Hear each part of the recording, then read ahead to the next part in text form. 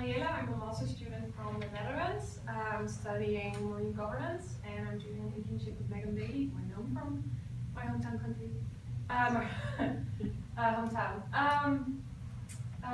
And I'm working with her on a paper on traceability, and I'd like to use this opportunity to tell you about fish traceability, seafood traceability, and our research.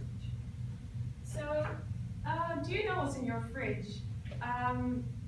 Canada imports as much fish as it exports. So if you're eating your Atlantic salmon, are you sure it comes from Canada? Or maybe it was farmed in Norway, and your Pacific salmon can come from China. Are you even sure you're eating salmon? You could also be eating trout, or you could be eating cod instead of grouper. So what? Why do I care what I eat? Well, lately there have been many scandals in food. For instance, in Europe, apparently we were eating horse meat instead of beef. Also, salmon sometimes comes with salmonella. And lately there has been a scandal in Canada with listeria on different types of salads. So,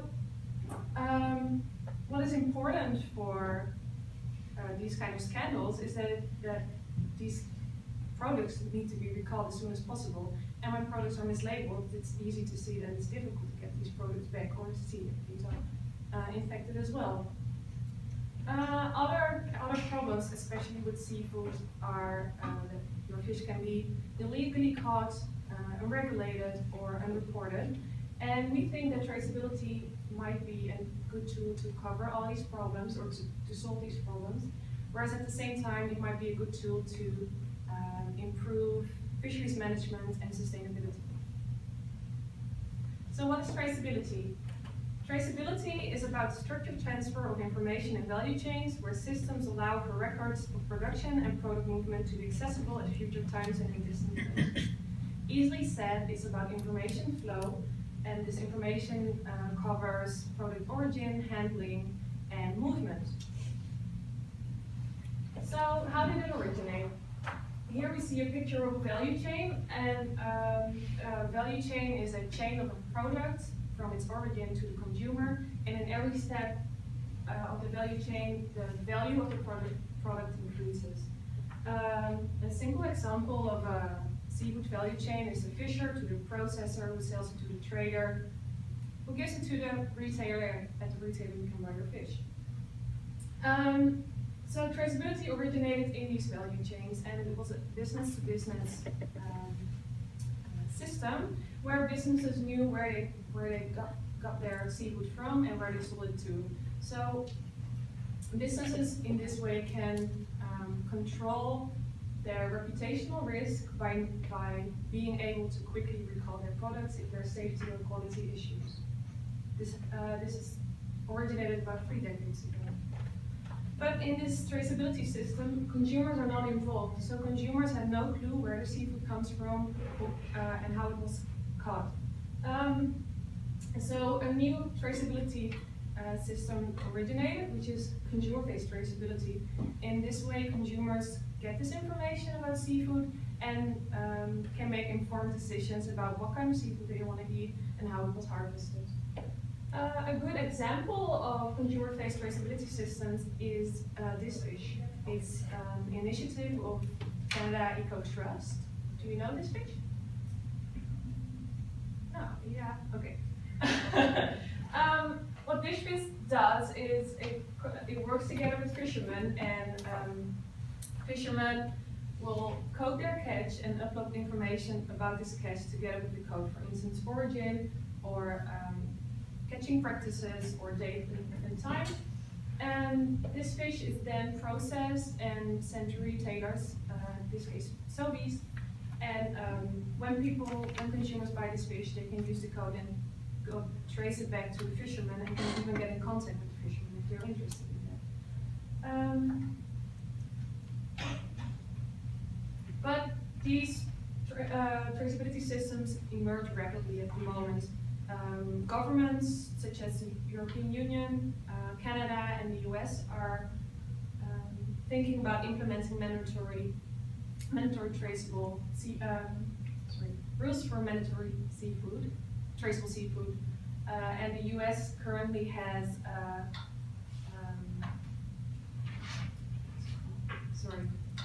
presidential task force on international or on IUU fish, which is illegal, unregulated, and unreported fish, and they include traceability in the system. Also, there's a lot of foundations who pump a lot of money in traceability research and traceability systems, such as the family of the owners of Walmart. They pumped $8 million into seafood marketplace incentives, I think last year. But this money is used and these regulations are coming up sooner than we can answer important questions about traceability. For instance, what do we want to know? What information do we want to have coming from traceability? Who benefits from traceability and in what ways? Who is covering the cost, which can be high for traceability? And with 60% of international seafood coming from the south, how do we make sure that that European Union and countries and other countries do not disempower the south by establishing new rules for import? That is why Megan and I created a survey, and we asked people in the value chain, but also from outside the value chain, what their opinions on traceability are. So the methods we use, we use SurveyMonkey for our survey, and this is an online survey initiative, and we ask different questions. For instance, the uses of traceability, who should pay for traceability, what are limitations of traceability, and participants were gathered at 2 conferences. We distributed the link on our own website and website of partners. I found some databases of seafood actors, and I used Google Maps to find more actors to participate. So the question on which our research is focused is: what are the current attitudes and perceptions of drivers, benefits, and costs related to seafood traceability? In total, we found 172 respondents coming from 27 different countries. We divided these people into 2 groups. On the one hand, the chain actors. These are, for instance, fishing companies, processors, traders, but also consumers. And the other group are non-chain actors. And this group is involved in making the policies and governance about traceability. Think about scientists, governmental employees, and NGOs. So I said we have 27 countries represented. The light blue bars represent participants from the global north, and the dark blue represent participants from the global south. So on the right hand, we can see actors coming from the non-chain policy or governance part, and on the left-hand side, it's value chain actors. And we can see that, of course, we have more people from the global north than from the south, but fishing companies and governmental employees are more represented by the global south. And in total, most actors that were interested and participated are NGOs and scientists. So we did a statistical analysis on our survey data using SPSS, and we got help from Li Wei, who is a PhD at the Department of Statistics. So some results. What is traceability used for? Can you read this? Great. Okay. So this is a bar chart, and on the left hand of every variable, we can see the chain actors and how much they agree with a certain usage of traceability. So on the right hand, we can see that the biggest usages of traceability are communicating product origin to consumers, ensuring product quality, tracking product flow, and ensuring legal fish. On the left hand, we can see that usages for businesses are not really considered usable or deriving from traceability. And especially for enterprise resource planning, non-chain actors tend to overvalue the opportunities for businesses and the usages of traceability. So what are benefits of traceability? I divided this into two groups. On the left hand, we have three variables: safe seafood, combating IUU, and reduced risk. And chain actors and non-chain actors value these similarly. So we can see that safe seafood and combating IUU are clearly, dark blue is strongly agree with the benefit. So the darker the better, or the higher the benefit, and we can say that these are definitely beneficial for traceability. On the other hand, reduced risk is not considered that beneficial, or a derivative of traceability. On this side we have variables in which chain actors and non-chain actors disagree. For instance, again, as I said in the previous slide, non-chain actors again overemphasize the usages for businesses, or the benefits for businesses. And we can also see that chain actors consider sustainability to be a higher benefit from traceability. So what are limitations? The biggest limitations, according to the participants, are cost and different and unconnected platforms. So costs, think about GPS systems or cameras on boats, or making programs for businesses to share this information.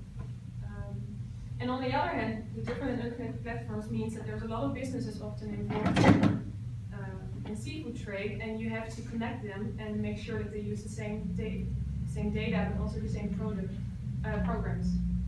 But the positive thing is that most people agree on the green that traceability is the future and it will happen, and traceability is considered a requirement. So who demand traceability and who benefit from it? According to our participants, non-chain actors are mostly demanding traceability. These are NGOs and standard holders, but also consumers who are in the non-chain group demand traceability. But chain actors are the ones who are considered to benefit. Again, consumers are considered to benefit a lot from traceability, and NGOs are considered to benefit least. So, big question, who should pay? We found that both chain actors and non-chain actors agree that chain actors are the group who should pay traceability. But they don't agree on how responsible chain actors are for traceability. And another problem with this, with paying the cost, is that non-chain or chain actors consider consumers to be number 1 out of 8 in paying for traceable seafood, whereas whereas chain actors believe, non-chain actors believe they are number 4, and there are 3 other chain actors who should be more responsible to pay. What I show in this graph is from our participants who elected themselves to be willing to pay for traceability, and we can see that fishing companies, processors, and consumers are willing to pay for traceability. But I must say that the consumers that participated in our survey are consumers that are already aware of traceability and sustainable seafood and are interested in it, as they found our survey through our own website. These results lead to some discussion points. The first is, are businesses willing to implement traceability systems? We found that overall chain actors see less usages of traceability, and non-chain actors tend to overemphasize the usages of traceability for businesses. On the other hand, there are some chain actors who are interested in paying for it, and of course they see that traceability is the future and a requirement. Another thing is that we saw that chain actors consider sustainability to be a bigger benefit of seafood or of traceability than non-chain actors do. And we are wondering what this means about what this says about the seafood industry, and clearly people in the seafood industry see that a lot goes wrong, and if traceability systems were to become mandatory, a lot could be solved. And our last discussion point is, are consumers really demanding traceability? The participants in our survey clearly say that consumers are demanding, but literature is not so sure about this. For instance, the MSC label and FSC Sustainable Timber were projects of NGOs, and they pushed retailers to take on these sustainable products. And there's a lot of consumer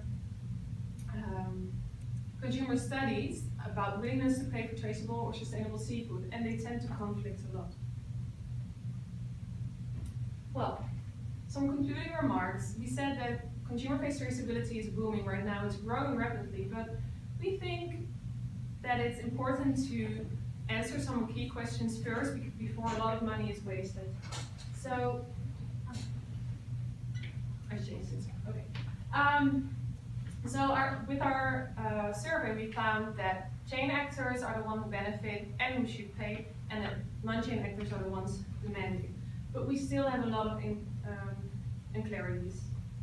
So we need to answer some more questions, in our opinion. For instance, we need to have more knowledge about how traceability can be beneficial to businesses in order to make businesses interested in traceability. We also need to know who should pay for it, who is responsible for paying, and who is willing to pay.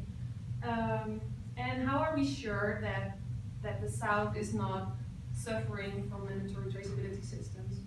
So, and the biggest question maybe is how to make sure that traceability can help in making a more sustainable seafood industry.